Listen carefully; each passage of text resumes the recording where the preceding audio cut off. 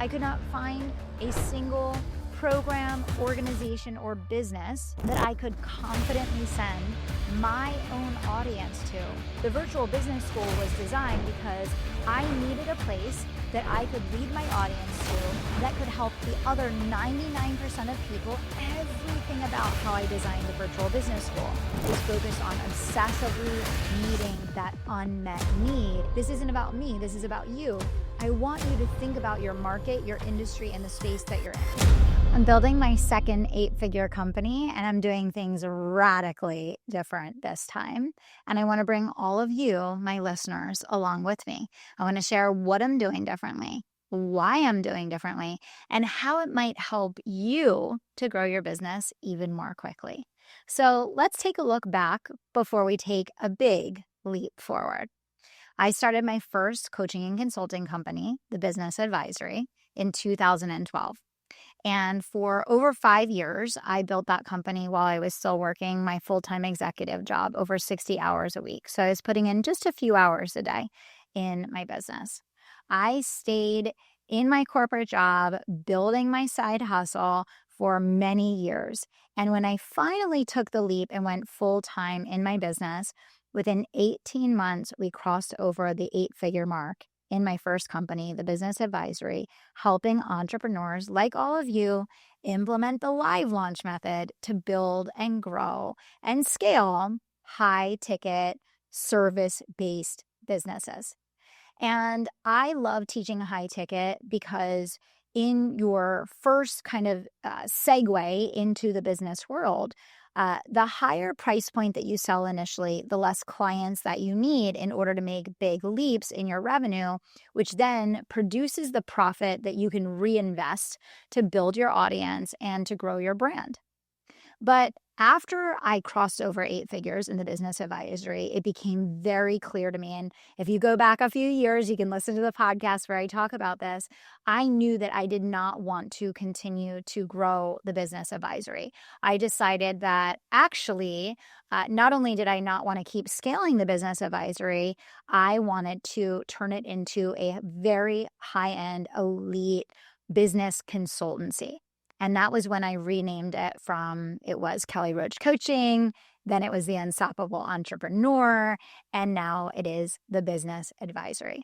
And this has been a over 4-year quest, really evolving the Business Advisory brand to move away from being a mass market coaching company and become an elite consultancy. And my vision and my goal is that starting in 2026, and this has been a goal for 4 years now, that starting in 2026, the Business Advisory only serves elite businesses at the $1 million mark and beyond, both through one-to-one CEO consulting and the Legacy Leaders Mastermind.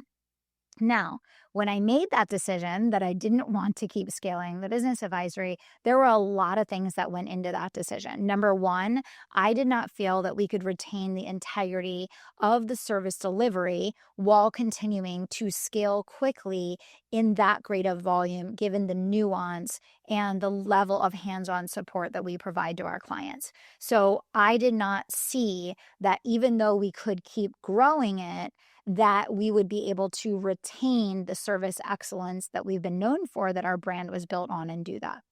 Number two, I knew that I wanted to ultimately build a $100 million organization. And in order to do that, in that business model, it would take 100 coaches. 100 coaches. And when I looked at the math and I looked at the scale of the team, I did not want to have coaches coaching coaches that coached coaches. That was not my vision or my goal. And so I got very clear that this business model did not support my goals, vision, or dream, which was building a $100 million organization. So I spent the last 4 years building and growing other businesses. As you know, I created the Conviction Marketing Agency, the Virtual Business School, the Advance, the Courageous brand, all of these other businesses, my VIP, which is my personal brand, Kairos, under my own name. And so that was really me taking a deep breath and saying, I'm going to slow down to speed up. I'm going to figure out by experiencing all of these different business models, price points, types of service delivery mechanisms, types of clientele. Where do I really want to commit? What is the best, most efficient business model that has the highest likelihood of high profitability, of scale without burnout, of excellence in service delivery? And it took me from 2022 to today to really get to the point that I can confidently say, over 4 years of testing, trial and error, tons of money, time, team, energy, investment in all of these different brands and all of these different business models, that I am ready to fully commit to the virtual business school as my next 8-figure venture. And I will tell you a little bit about how I came to this conclusion. And I'm sharing this because it really has nothing to do with me, by the way. So as I'm sharing these things, just replace me, pull me out of everything that I'm sharing, and put yourself in my shoes. Because my goal of recording this episode is not to tell you about what I'm doing. It's to give you context and to give you ideas and to give you a frame of reference for when you're making decisions about your business. Now, let's talk for a second about the high ticket consultancy. And the thing about a high ticket consultancy is there has to be very high level of expertise on the team, which means it is very expensive to deliver, which means that you have to run very, very tight systems to maintain profit. You have to spend a lot of capital on team, very expensive team, 6-figure plus team members. And if you want to scale it, you have to scale team, because high ticket anything, it doesn't matter what business you're in, there is a ratio of clients to team member that you must sustain, a productivity workflow that you must sustain in order to be able to deliver results for your clientele. For most people, that's extremely limiting. Most people don't want to have a team. I had a team at the highest point, we had 50 people on the team.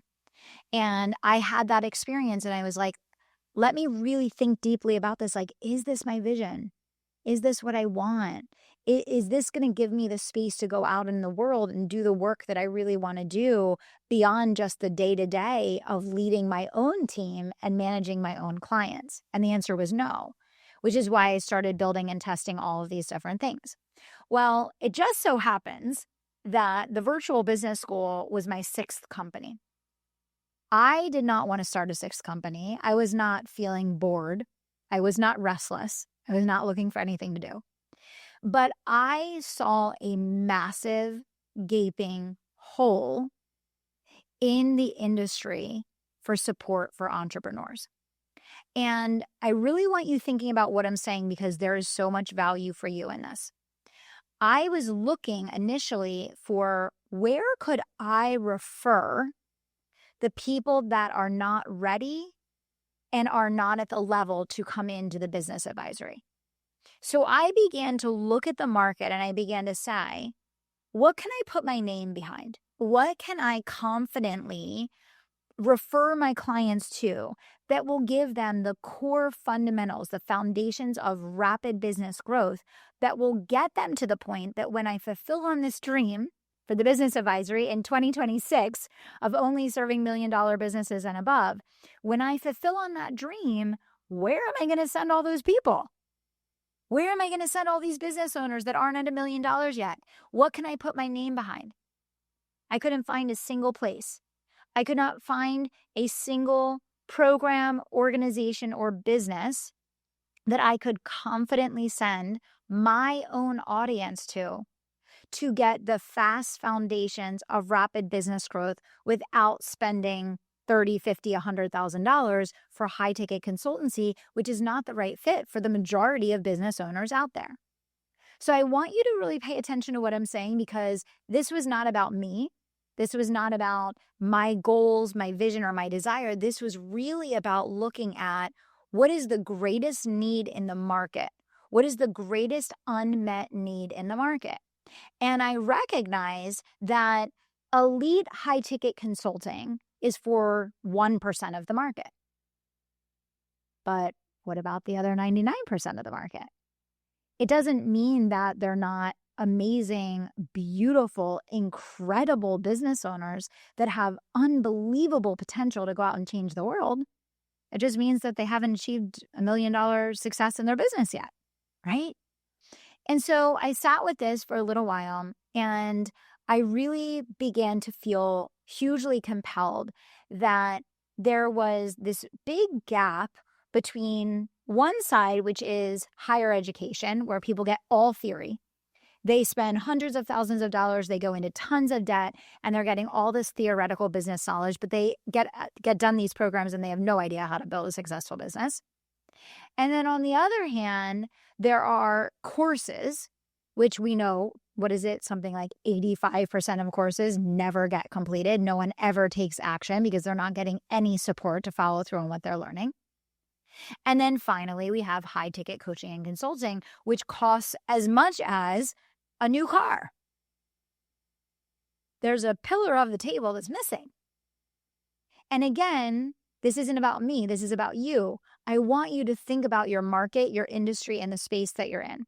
Because the easiest way for you to become a category leader and the easiest way for you to recreate outlier growth in your business is to become the best person in your space at understanding the needs in your market that are not being met or not being met well. Okay. So for me, the virtual business school was designed because I needed a place that I could lead my audience to that could help the other 99% of people as I was moving towards my dream of making the business advisory an elite consultancy for $1 million businesses and above, which is happening. We're very close to making that happen. Where did the 99% go? And how do I create something that's not a course that never gets completed? That's not theoretical higher education that actually doesn't teach you how to build a business, and isn't tens of thousands of dollars, which people go into debt and practically mortgage their homes in order to access. That all led me to the conclusion that the virtual business school was the key missing link in the online business space for entrepreneurs. And so everything about how I designed the virtual business school was focused on obsessively meeting that unmet need in a way that no one else was. So it has the best of all worlds. It has the education piece. It has the implementation piece. It has high touch with my team. It has the look, feel, and cost of a membership, but it has the community, the relationships, and the high touch of high ticket coaching. I pulled the best of all of the other legs of the table. I combined it into one, and I created the virtual business school. Now, let me tell you why I am now ready to commit to the virtual business school being my next 8-figure business, and why I'm doing things radically different than I did the first time around. Going back to my North Star, I want to build an organization. I want to build a $100 million organization that is the #1 business education and leadership development company in the world. That has been my North Star for years. It's never changed. However, just like all successful people, you hold on to the North Star, you hold on to the vision, but you're flexible in how you are going to get there. My initial vision was that the business advisory was going to be how I got there, until I got over 8 figures and I said, heck no. There's no way that I want to 10x this business model. Absolutely no way. And then I said, I'm going to go on this journey of exploring the membership model and the agency model and the annual subscription model and the group coaching model and all these different things, and figure out, well, what is the model that actually could go to 100 million while retaining good profits, not burning me out, building the kind of infrastructure and team that I want? Lo and behold, here we are. And the virtual business school has been just exploding like crazy. A lot of you guys have probably seen and heard, what we're doing in the market with this. And it was a slow start because we started off selling bundles, then we tried courses plus implementation support until we finally landed on the membership model of today, where we have the combination of the business growth modules, the marketing masterclasses, the implementation sessions, and the Q&A. And so I am obsessed with this business model for a few reasons, and I want to share them with you because I think it's something that you should assess and see whether or not it might be the transformation you've been looking for and you've been seeking for your own service-based business. The membership model, number one, the infrastructure to run a membership is almost nothing. We use no more than about 4 tools to run a school that allows us to serve thousands of students. Okay? So we need about 4 online tools to do that. That's number one. Number two, the staff to employee ratio is in the thousands. The difference between high ticket, high touch service deliverables when you have a multi-$1,000 offer versus a membership model where you have a multi-$100 offer is that your ratio of students to staff can be in the thousands without negatively impacting the service experience. And that is our number one concern. That is our number one objective. And yet, even though we have so much higher volume of students in the virtual business school, people feel seen, they feel heard, they feel known. We know the names of our students. We have team members that talk to our students. There's a relationship between them and our organization. So number one, infrastructure costs are almost nothing. You can run a membership model business for less than $1,000 a month. That's number one. Number two, then the amount of staff that you need, first of all, you don't even need a full-time staff member on your membership until you get probably close to 1,000 members or more. So for us, even as we were building the virtual business school, Ignacio, who's our executive director, he was actually spending the majority of the time helping us to launch and helping us sell members in. It wasn't until very recently that he started spending more of his time on student management because the volume has grown, and he still has time to do upsells, reactivations, and nurture for a Dream 1000 to bring new people in. So infrastructure costs are almost nothing. Staffing costs are very little, very flexible, and you don't even need a full-time person until you've already begun the scale process. And freedom of time. The virtual business school as a business takes me less than 1 hour a week of my time.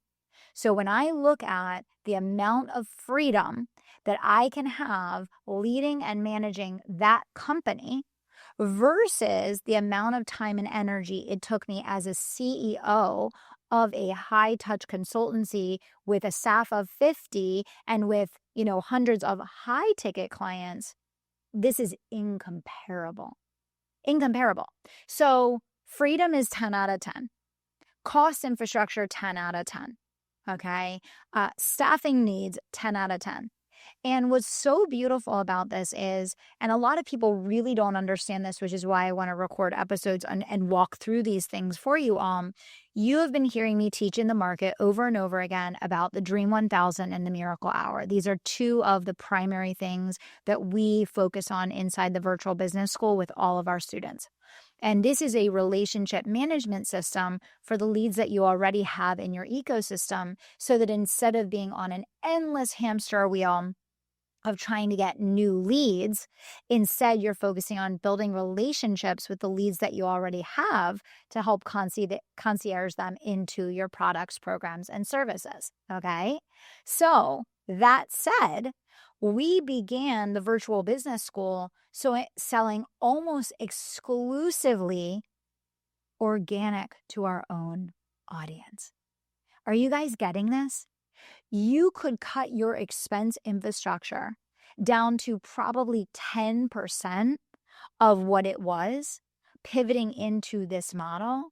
And it goes hand in hand with where the market is, because given the economic climate, the global changes, the trust recession, where people are from a capacity and energy standpoint, all of those things, what that means is that they are so much more likely to say yes to a low ticket membership and concierge up quickly into your mid or high ticket than they are to come into your high ticket directly. And it's so much more time, energy, money, expense, staff to sustain that high ticket that a lot of business owners are getting underwater right now, trying to operate in an old model that is no longer performing in a new market. Okay. So the final point of what I want you to consider when you're thinking about your business model and thinking about whether or not you want to transition from a high touch, high ticket model to a low touch, low cost model is it's not just the infrastructure costs are a fraction. The team costs are a fraction. The freedom is 1,000x what it would be, but you can build this organically with the pent-up demand that you already have from the leads that you already have, because there's so many people for the last 2.5 years that probably have wanted to work with you that would have been ideal clients, but because their own income has contracted, they can no longer afford your high-ticket product, programs, or services, which means that you can get this off the ground, make it profitable, and get it scaling before you spend a single dollar on ads. So those are the 4 key points that I want you to consider, that I want you to know, that played into my decision as to why I decided that when I was looking at what is my path forward going to be, what am I going to do differently this time around than what I did the first time. The first time, it was high infrastructure costs, it was heavy ad costs, it was large scale team, and it was all of my time. This time around, low infrastructure, small team, low ad costs, and absolute freedom. So I hope you'll take into consideration everything that I shared in this episode about how you should be looking at evaluating your business model, thinking about what is next for you, and be open to the possibility that maybe if things feel slow or they feel like they're not moving as fast as they should be or the way that they should be, that maybe you need to reevaluate your business model, and that may be the catalyst that unlocks your next season of high growth. So I never leave you hanging. I want to remind you of a couple of resources that I have available for you down below this episode. Number 1, if you haven't designed and launched your trust building offer yet, there are 11 different types of trust building offers to put at the front of your ecosystem that are going to allow you to start getting daily sales. I'm going to link the guide down below this episode. Number 2, if you don't yet have a trust building offer like a membership, like the virtual business school that is working for you in your business, even if you're not ready to do a whole business model change yet, I want you to scroll down below this episode and grab the link for the trust building offer guide, because this is going to help you understand what this implementation, once you decide the model, what the implementation is going to look like to help you to free up your time, free up your money, and start seeing high growth in your business once again. Thanks so much for tuning into the Kelly Roach Show. As always, I'm so grateful for you lending me your earbuds. I hope this was helpful for you, and I'll see you on the next episode.